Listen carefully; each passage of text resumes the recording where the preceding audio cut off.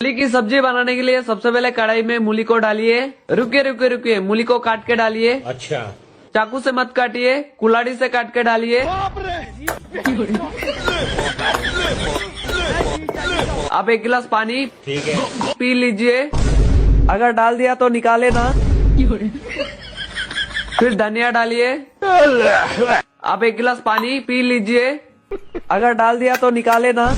क्या बोल नहीं दे सकता। फिर एक प्याजी डालिए। आप 1 गिलास पानी पी लीजिए।